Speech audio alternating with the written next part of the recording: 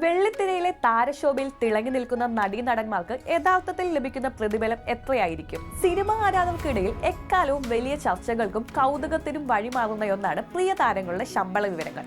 ഇന്നത്തെ മലയാള സിനിമ 100 കോടിയുടെയും 1000 കോടിയുടെയും ക്ലബ്ബുകളിൽ ഇടം പിടിക്കുമ്പോൾ സൂപ്പർ താരങ്ങളുടെ പ്രതിഫലവും കോടികളാണ്. എന്നാൽ മലയാള സിനിമയുടെ സുവർണകാലമെന്ന് വിശേഷിപ്പിക്കപ്പെടുന്ന 90s എന്തായിരുന്നു സ്ഥിതിയെന്ന് എത്ര പേർ ചിന്തിച്ചിട്ടുണ്ട്? ഇപ്പോൾ ഒരു പ്രമുഖ സിനിമാ മാസിക ദശകങ്ങൾക്ക് മുൻപ് പുറത്തുവിട്ട ഒരു പഴയ പ്രതിഫല കണക്കുകൾ സോഷ്യൽ മീഡിയയിൽ ചർച്ചയാവുകയാണ്. ഇന്നത്തെ കോടി ക്ലബ്ബുകളുടെ തിളക്കമില്ലായിരുന്നെങ്കിലും അന്നത്തെ രൂപയുടെ മൂല്യവും പരിമിതമായ നിർമ്മാണ ചെലവും വെച്ച് നോക്കുമ്പോൾ ആരെയും അമ്പരപ്പിക്കുന്ന മാസ് കണക്കുകളാണ് ഇത്. പഴയകാല മാസികയിലെ ആ റിപ്പോർട്ടുകൾ പ്രകാരം അന്ന് 15 മുതൽ 20 ലക്ഷം രൂപ വരെ വിപണി മൂല്യവുമായി മോഹൻലാൽ ആയിരുന്നു ഒന്നാമത്. തൊട്ടു പിന്നാലെ 15 ലക്ഷം രൂപയുമായി മമ്മൂട്ടിയും രണ്ടാം സ്ഥാനത്തുണ്ടായിരുന്നു. ഇന്നത്തെ 100 കോടി ക്ലബ്ബുകളുടെയും കോടികൾ പ്രതിഫലത്തിന്റെയും തിളക്കത്തിൽ ഈ തുക ചെറുതായി തോന്നാമെങ്കിലും 90കളിലെ സാമ്പത്തിക മൂല്യം പരിശോധിക്കുമ്പോൾ ഇത് അമ്പരപ്പിക്കുന്ന കണക്കുകൾ തന്നെയാണ്. സിനിമയുടെ ആകെ നിർമ്മാണ ചെലവ് ഏതാനും ലക്ഷങ്ങളിൽ പരിമിതപ്പെട്ടിരുന്ന അക്കാലത്ത് ബോക്സ് ഓഫീസിനെ വിറപ്പിച്ചിരുന്ന യഥാർത്ഥ ക്രൗഡ് പുള്ളേഴ്സ് ഈ രണ്ട് ഇതിഹാസങ്ങൾ തന്നെയായിരുന്നു എന്നതിന് ഇതിലും വലിയ തെളിവ് വേണ്ട. ഈ പട്ടികയിൽ ഒരു സർപ്രൈസ് എലമെന്റ് ഉണ്ട്. അത് മറ്റാരുമല്ല, സാക്ഷാൽ ആക്ഷൻ ഹീറോ ബാബു ആന്റണി തന്നെയാണ്. സൂപ്പർ താര പദവിയിൽ തിളങ്ങി നിന്ന് സുരേഷ് ഗോപി 12 ലക്ഷം രൂപയുമായി 3-ാം സ്ഥാനത്ത് നിൽക്കുമ്പോൾ 10 മുതൽ 12 ലക്ഷം രൂപ വരെ വാങ്ങി ബാബു ആന്റണി തൊട്ടു പിന്നാലെ തന്നെ ഉണ്ടായിരുന്നു എന്നത് ശ്രദ്ധേയമാണ്.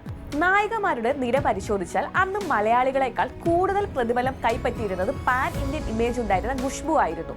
5 ലക്ഷം രൂപയായിരുന്നു ഖുഷ്ബുവിന്റെ അന്നത്തെ പ്രതിഫലം. മലയാളത്തിന്റെ പ്രിയ താരങ്ങളായ ശോഭന 2.5 ലക്ഷവും പ്രിയാരാമൻ 2 ലക്ഷവും ഉർവശി 1.5 ലക്ഷവും വീതമാണ് പ്രതിഫലം വാങ്ങിയിരുന്നതെന്നാണ് റിപ്പോർട്ട്. എന്നാൽ ഈ പട്ടികയിലെ ഏറ്റവും കൗതുകകരമായ വസ്തുത സിൽക്ക് സ്മിതയുടേതാണ്. ഒരു സിനിമ മുഴുവൻ അഭിനയിക്കുന്ന നായികമാർക്ക് ലഭിക്കുന്നതിന് തുല്യമായ തുക, അതായത് 1 ലക്ഷം രൂപ വെറും ഒരു നൃത്തത്തിനു വേണ്ടി മാത്രം സിൽക്ക് സ്മിത അന്ന് ഈടാക്കിയിരുന്നു. ഹാസ്യ സാമ്രാട്ട് ജഗദീഷ് ശ്രീകുമാറിന് 2 ലക്ഷം രൂപയായിരുന്നു അന്നത്തെ പ്രതിഫലം.